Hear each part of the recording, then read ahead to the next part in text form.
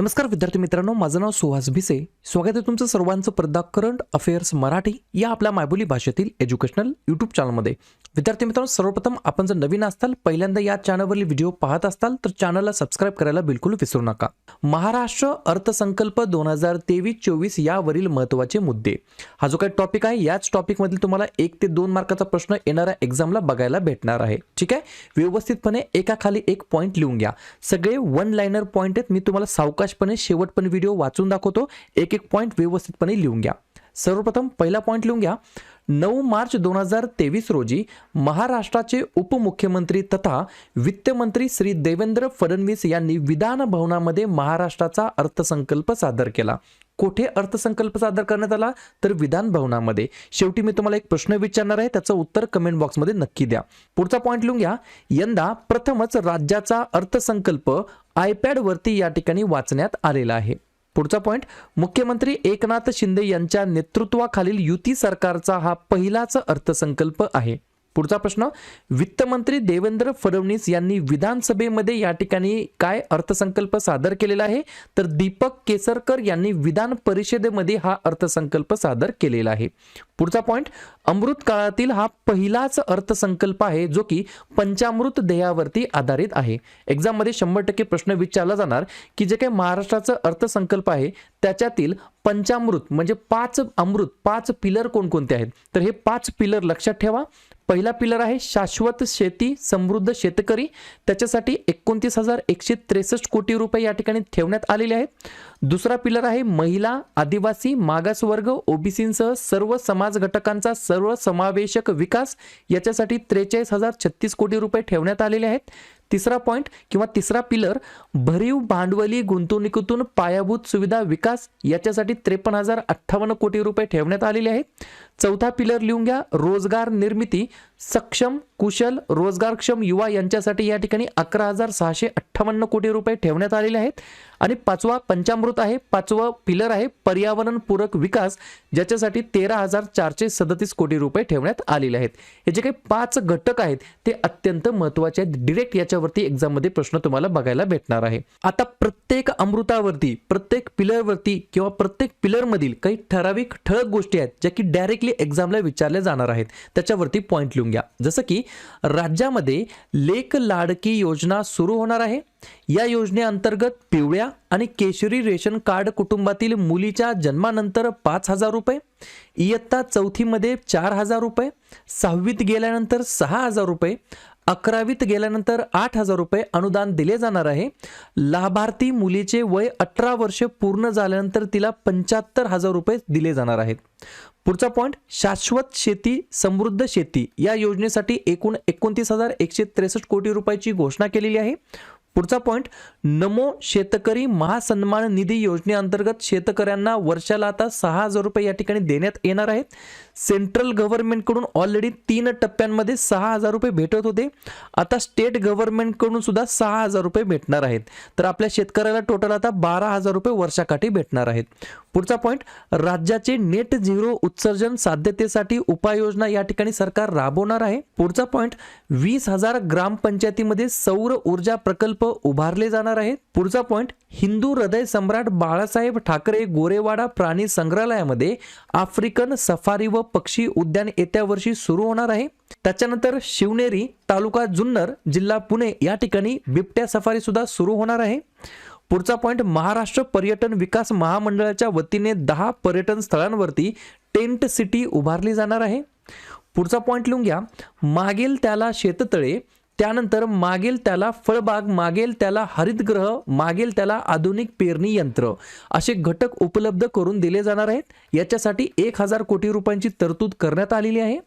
पुढचा पॉईंट, आगामी 3 वर्षांमध्ये 25 लाख हेक्टर क्षेत्र सिंचनाखाली आणले जाणार आहे. हे खूप जास्ती महत्त्वाचं आहे, गरजेचं आहे. पुढचा पॉईंट, नैसर्गिक आपत्तीनंतर पंचनामे वेळेत व्हावे त्यासाठी मानवी हस्तक्षेप टाळून तंत्रज्ञानाची मदत घेऊन मोबाईलद्वारे यापुढे ई पंचनामा केला जाणार आहे. पुढचा पॉईंट, महाराष्ट्राचे नवीन लॉजिस्टिक धोरणाअंतर्गत नागपूर येथे 1,000 एकर जमिनीवरती लॉजिस्टिक हब तयार होणार आहे. नोकरदार महिलांसाठी 50 वसतिगृह या ठिकाणी बांधण्यात येणार आहेत.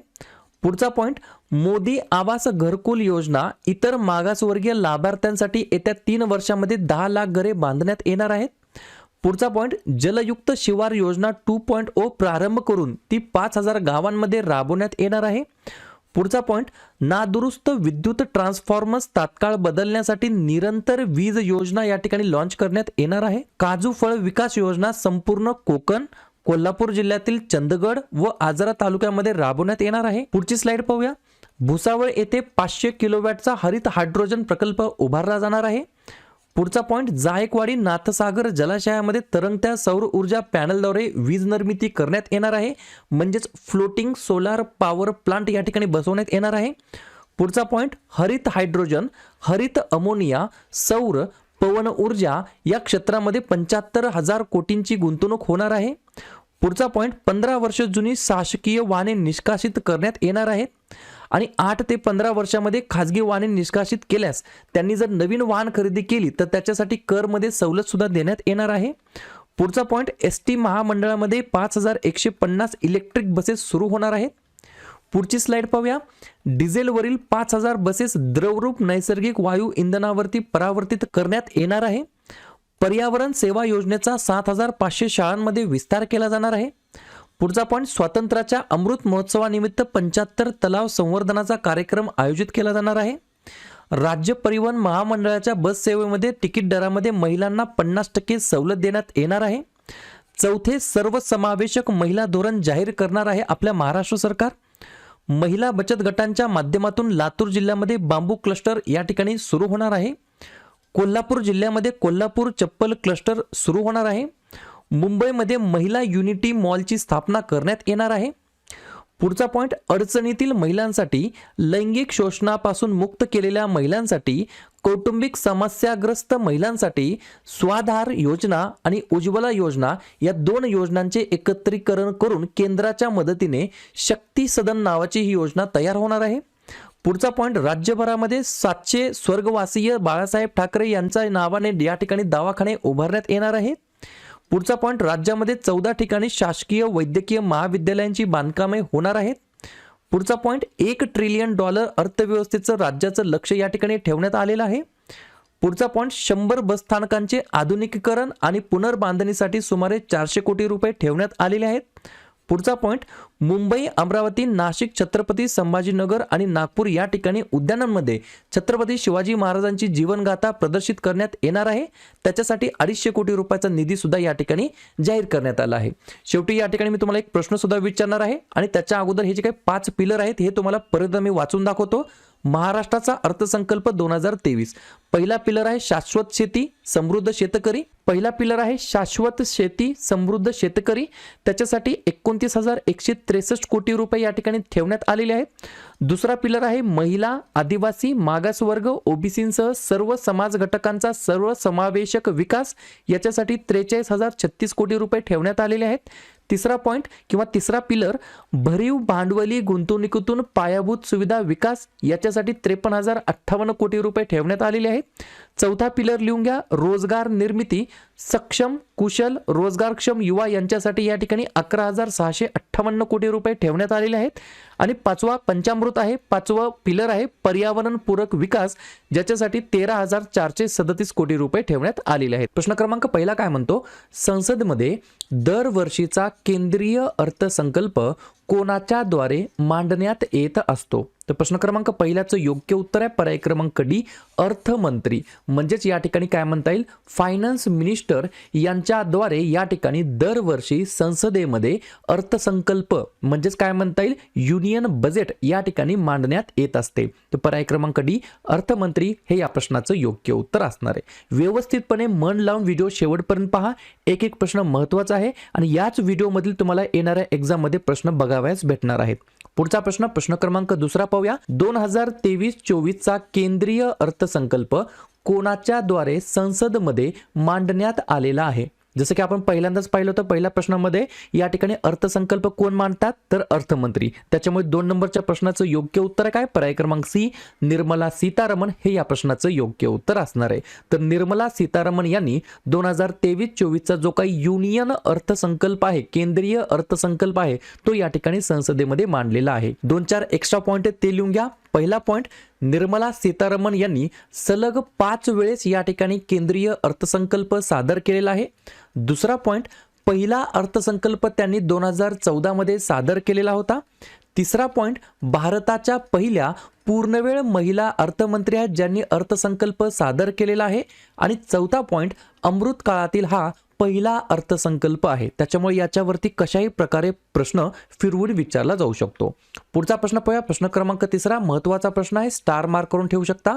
खालीलपैकी कोणी स्वतंत्र भारताचा पहिला केंद्रीय अर्थसंकल्प सादर केलेला होता? 3 नंबरच्या प्रश्नाचं योग्य उत्तर आहे पर्याय क्रमांक बी, आर के षण्मुखम चेट्टी असं त्यांचं नाव आहे. म्हणजेच आर एस चेट्टी असं म्हटलं तरी तुम्हाला काही हरकत नाही. ठीक आहे. तर आर के षण्मुखम चेट्टी यांनी स्वतंत्र भारताचा पहिला केंद्रीय अर्थसंकल्प सादर केलेला होता. जर तुम्हाला असं विचारलं कोणत्या तारखेला हा केंद्रीय अर्थसंकल्प मांडण्यात आला होता, तर 26 नोव्हेंबर 1947 ला. क्लिअर. पाहूया पुढचा प्रश्न. प्रश्न क्रमांक 4 महत्त्वाचा प्रश्न आहे.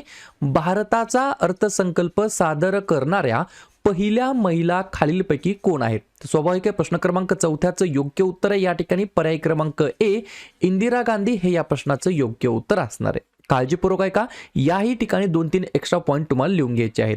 तर भारताचा जो काही अर्थसंकल्प सादर करणाऱ्यामध्ये पहिल्या महिला आहेत त्यांचं नाव आहे इंदिरा गांधी. पर्याय क्रमांक ए हे या प्रश्नाचं योग्य उत्तर असणार आहे. केव्हा त्यांनी सादर केला अर्थसंकल्प, तर 1970 मध्ये त्यांनी या ठिकाणी अर्थसंकल्प सादर केलेला होता. तेव्हा त्या पंतप्रधान म्हणून कार्यरत होत्या. मग तुम्ही म्हणताल की सर तुम्ही तर सुरुवातीला सांगितलं की अर्थमंत्री हे अर्थसंकल्प सादर करत असतात, मग इंदिरा गांधी तर पंतप्रधान होत्या. परंतु या ठिकाणी एक एक्स्ट्रा पॉइंट लिहून घ्या, ते पंतप्रधान तर होतेच होते, परंतु अर्थमंत्रीचा अतिरिक्त पदभार सुद्धा त्यांना देण्यात आलेला होता. पाहूया पुढचा प्रश्न. प्रश्न क्रमांक 5 सर्वाधिक वेळेस अर्थसंकल्प सादर करण्यामध्ये अव्वल महिला अर्थमंत्री कोण आहेत? तर 5व्या नंबरच्या प्रश्नाचं योग्य उत्तर आहे या ठिकाणी पर्याय क्रमांक डी, निर्मला सीतारामन हे या प्रश्नाचं योग्य उत्तर असणार आहे. क्लिअर. सीतारामननी या ठिकाणी आजपर्यंत 5 वेळेस अर्थसंकल्प सादर केलेला आहे आणि इंदिरा गांधी यांनी आजपर्यंत 2 वेळेस अर्थसंकल्प सादर केलेला होता. पुढचा प्रश्न. प्रश्न क्रमांक 6 महत्त्वाचा प्रश्न आहे. पंतप्रधान पद असताना देखील संसदेमध्ये अर्थसंकल्प सादर कोणी कोणी केलेला आहे? तर पर्याय क्रमांक डी, वरील सर्व हे या प्रश्नाचं योग्य उत्तर असणार आहे. प्रश्नाचा अर्थ तुम्हाला समजला. म्हणजेच हे जे काही व्यक्ती आहेत हे ऑलरेडी पंतप्रधान पदावरती होते, परंतु तरीही त्यांनी या ठिकाणी अर्थसंकल्प सादर केलेला आहे. तर कोण कोण व्यक्ती आहेत? तर पर्याय क्रमांक ए, राजीव गांधी, पर्याय क्रमांक बी, जवाहरलाल नेहरू आणि पर्याय क्रमांक सी, इंदिरा गांधी. या 3 व्यक्तींना या ठिकाणी पंतप्रधान पद असताना देखील संसदेमध्ये अर्थसंकल्प सादर केलेला होता. पुढचा प्रश्न. प्रश्न क्रमांक 7 मोस्ट इम्पॉर्टंट प्रश्न, 100% हा प्रश्न विचारला जाणार. भारतीय संसदेमध्ये आजपर्यंत किती वेळेस पेपरलेस अर्थसंकल्प सादर करण्यात आलेला आहे? 7व्या नंबरच्या प्रश्नाचं योग्य उत्तर आहे पर्याय क्रमांक बी, 3 वेळेस आजपर्यंत या ठिकाणी पेपरलेस अर्थसंकल्प बजेट या ठिकाणी सादर करण्यात आलेला आहे.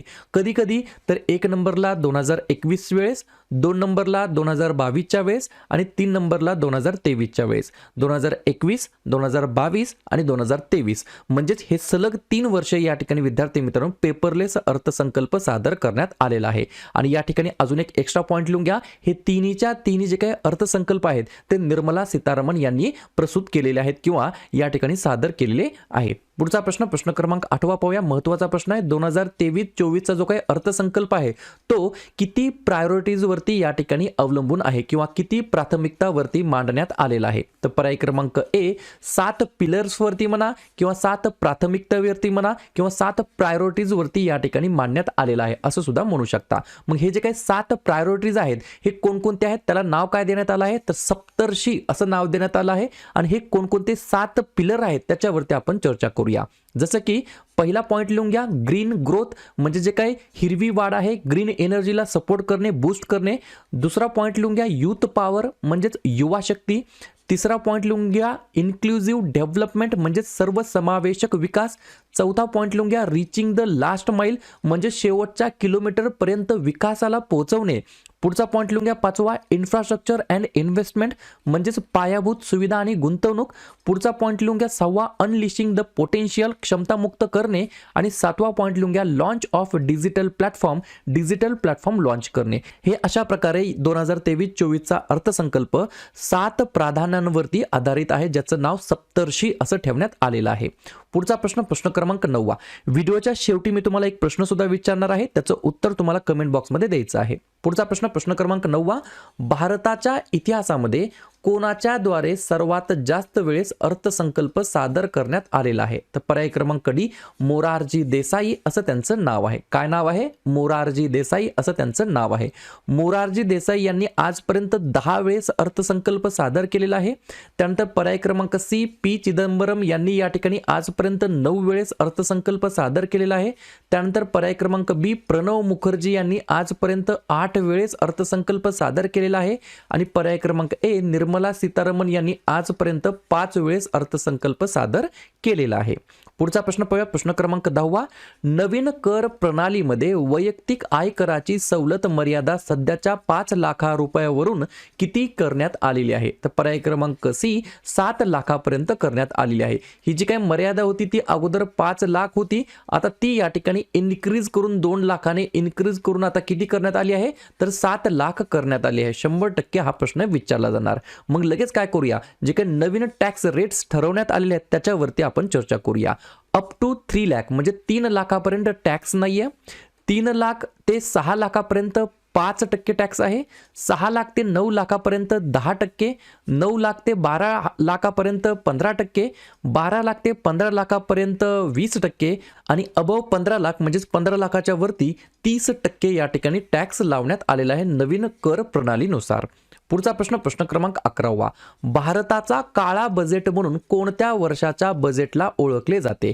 तर 11व्या नंबरच्या प्रश्नाचं योग्य उत्तर आहे पर्याय क्रमांक बी 1973-74 ला या ठिकाणी ब्लॅक बजेट म्हणून या ठिकाणी ओळखलं जातं. पहा 2 प्रश्न विचारले जाऊ शकतात. पहिला ब्लॅक बजेट कधी असतो? 1973-74चा जो काही बजेट होता त्याला ब्लॅक बजेट म्हणून ओळखलं जातं. आणि अजून एक आहे ड्रीम बजेट म्हणजेच स्वप्न बजेट, त्याला ओळखलं जातं 1997-98च्या बजेटला. ठीक आहे. आता हा जो काही भारताचा काळा बजेट म्हणून 1973-74 ला ओळखलं जातं त्याच्याबद्दल 3-4 पॉईंट लिहून घ्या. पहिला पॉईंट, इंदिरा गांधी सरकारमध्ये यशवंतराव चव्हाण यांनी सादर केलेला हा अर्थसंकल्प आहे. दुसरा पॉईंट, याला ब्लॅक बजेट का म्हटलं जातं? कारण त्या वर्षात वित्तीय तूट 550 कोटी रुपयापर्यंत पोहोचली होती आणि तो काळ असा होता जेव्हा भारत आर्थिक संकटातून जात होता. याच्यामुळे 1973-74च्या बजेटला ब्लॅक बजेट, काळा बजेट म्हणून ओळखलं जातं. पुढचा प्रश्न क्रमांक 12. संविधान म्हणजे बजेट या शब्दाच्या जागी कोणत्या शब्दाचा प्रयोग करण्यात आलेला आहे? तर पर्याय क्रमांक सी ए आणि बी हे या प्रश्नाचं योग्य उत्तर असणार आहे. या ठिकाणी कॉन्स्टिट्यूशन मध्ये बजेट हा जो काही शब्द आहे त्याच्या जागी वार्षिक आर्थिक विवरण किंवा अॅन्युअल फायनान्शियल स्टेटमेंट या 2 नावांनी या ठिकाणी त्या शब्दाचा प्रयोग करण्यात आलेला आहे बजेटच्या जागी. कोणाला किती निधी देण्यात आलाय त्याच्यावरती आपण चर्चा करूया. हा जो काही सर्व निधी आहे तो लाख कोटींमध्ये असणार आहे. संरक्षण विभागाला देण्यात आला आहे 5.94 लाख कोटी. भूपृष्ठ वाहतुकीला दिलाय 2.70 लाख कोटी. रेल्वेला दिलाय 2.40 किंवा 41 लाख कोटी. ग्राहक आणि अन्न पुरवठाला दिलाय 2.06 लाख कोटी. गृह मंत्रालयाला देण्यात आला 1.96 लाख कोटी. रसायन आणि खताला देण्यात आला आहे 1.78 लाख कोटी. ग्रामीण विकासाला देण्यात आला आहे 1.60 लाख कोटी. कृषीला देण्यात आला आहे 1.25 लाख कोटी आणि संपर्काला देण्यात आला आहे म्हणजेच टेलिकम्युनिकेशन सेक्टरला देण्यात आला आहे 1.23 लाख कोटी. पुढची स्लाइड, पुढचे पॉईंट लिहून घ्या. भारतीय रेल्वेसाठी केंद्र सरकारची 2.40 लाख रुपयांची तरतूद या ठिकाणी करण्यात आलेली आहे. जर तुम्ही कंपेअर केलं 2013-14 ला जे काही रेल्वेसाठी निधी देण्यात आला होता त्याच्यापेक्षा 9 पटींनी अधिक तरतूद या ठिकाणी करण्यात आलेली आहे. पुढचा पॉईंट, 157 नर्सिंग महाविद्यालय सुरू करण्यात येणार आहेत. पुढचा पॉइंट, देशामध्ये 50 नवीन विमानतळाची उभारणी सुद्धा करण्यात येणार आहे. पुढचा पॉइंट, पायाभूत सुविधांमधील भांडवली गुंतवणुकीमध्ये 33% वाढ करून ती 10 लाख कोटीपर्यंत नेण्यात आलेली आहे. या ठिकाणी दोन प्रश्न तयार होऊ शकतात. एक तर तुम्हाला असं विचारतील की पायाभूत सुविधांमधील भांडवली गुंतवणुकीमध्ये किती टक्क्यांनी वाढ करण्यात आली आहे, तर 33% वाढ करण्यात आली आहे. आणि 33% वाढ करून ही वाढ किती करण्यात आली आहे, तर 10 लाख कोटी एवढी याची या ठिकाणी इन्क्रीज करण्यात आली आहे, किंवा ही जी काही भांडवल गुंतवणूक आहे ती या ठिकाणी इन्क्रीज केलेली आहे. पुढचा पॉइंट, 10,000 कोटी शहरी पायाभूत सुविधा करण्यासाठी या ठिकाणी निधी अलॉट करण्यात आलेला आहे. पुढची स्लाइड पाहूया. 5G सेवेसाठी ऍप्लिकेशन्स तयार करण्यासाठी 100 लॅबची उभारणी करणार आहे. त्यानंतर ई कोर्स जे काही असतात त्याच्यासाठी त्याच्या तिसऱ्या टप्प्यासाठी 7,000 कोटींची घोषणा सुद्धा करण्यात आलेली आहे. पुढचा पॉइंट, सरकार नॅशनल डेटा गव्हर्नन्स पॉलिसी आणणार आहे. पुढचा पॉइंट, महिला सन्मान सेव्हिंग सर्टिफिकेटची घोषणा सुद्धा या ठिकाणी करण्यात आली आहे. याच्यामध्ये महिला सन्मान सेव्हिंग सर्टिफिकेट उपलब्ध करून दिले जाणार आहे. 2 वर्षासाठी हे प्रमाणपत्र मार्च 2025 पर्यंत उपलब्ध करून देण्यात येणार आहे. पुढचा पॉइंट लिहून घ्या. महिला बचत योजनेत 2 लाख रुपयापर्यंतच्या गुंतवणुकीवरती सूट देण्यात आलेली आहे. म्हणजेच 2 वर्षासाठी महिला बचत योजना जाहीर करण्यात आली आहे आणि महिलांसाठी नवीन बचत योजनेची सुद्धा घोषणा केलेली आहे. पुढची स्लाइड पाहूया. पुढचा प्रश्न पाहूया किंवा टॉपिक पाहूया. तरुणांना कौशल्य निर्माण करण्यासाठी पंतप्रधान कौशल्य विकास योजना 4.0 सुरू केली जाणार आहे. त्याच्यानंतरचा पॉइंट, 30 स्किल इंडिया इंटरनॅशनल केंद्रे विविध राज्यांमध्ये सुरू करण्यात येणार आहे. आणि आता शेवटचे काही 2 पॉइंट लिहून घ्या. जर तुम्हाला असं विचारलं या अर्थसंकल्प 2023-24 मध्ये कोणत्या गोष्टी महागल्या किंवा कोणत्या गोष्टी स्वस्त झाल्या, याच्यावरती सुद्धा गेल्या वेळेस प्रश्न विचारला आहे. जसं की मग अर्थमंत्र्यांच्या घोषणेनुसार सिगारेट, परदेशातून येणाऱ्या चांदीच्या वस्तू या ठिकाणी एक्सपेन्सिव्ह होणार आहेत, म्हणजेच महागणार आहेत. आणि पुढचा पॉइंट, तर टीव्ही, काही मोबाईल फोन, कॅमेरा लेन्स, खेळणी, सायकल, ऑटोमोबाईल पार्ट्स आणि ऑटोमोबाईल्स स्वस्त होणार आहेत. मग त्यानंतर अशा प्रकारे पाहूया शेवटचा प्रश्न, जो की 13व्या नंबरचा असणार, जो की तुमच्यासाठी असणार आहे. नरेंद्र मोदी सरकारचे 2023-24 हे खालीलपैकी कितव्या क्रमांकाचा अर्थसंकल्प असणार आहे, जो यावर्षी सादर करण्यात आला आहे संसदेमध्ये निर्मला सीतारामन यांच्याद्वारे? 7वा, 8वा, 11वा की 6वा? तर ज्या पण विद्यार्थ्यांनी या प्रश्नाचं योग्य उत्तर येत असेल त्या प्रश्नाचं उत्तर तुम्ही कमेंट बॉक्समध्ये बिंदासपणे टाईप करून सांगा. या प्रश्नाचं उत्तर चुकू द्या, बरोबर येऊ द्या, काहीच हरकत नाही, पण तू ट्राय करणं, प्रयत्न करणं हे सगळ्यात जास्त महत्त्वाचं आहे. तर अशा प्रकारे आजच्या व्हिडिओमध्ये आपण काय पाहिलं, जो काही केंद्रीय अर्थसंकल्प आहे 2023-24 याच्यावरील महत्त्वाचे प्रश्न पाहिलेले आहेत. व्हिडिओ आवडला असेल नक्की व्हिडिओ लाईक करा. जवळच्या मित्रमैत्रिणींना व्हॉट्सअप ग्रुप, टेलिग्राम ग्रुपमध्ये हा व्हिडिओ जरूर शेअर करा. आणि उद्या संध्याकाळी 7:30 वाजता कोणत्या टॉपिकवरती व्हिडिओ घ्यायचा हे जाताना नक्की कमेंट करा. नवीन असताल, चॅनलला सबस्क्राईब अजून पण नसेल केलं तर चॅनलला सबस्क्राईब करायला बिलकुल विसरू नका. व्हिडिओ पाहिल्याबद्दल सर्वांचे अगदी मनापासून आभार आणि धन्यवाद.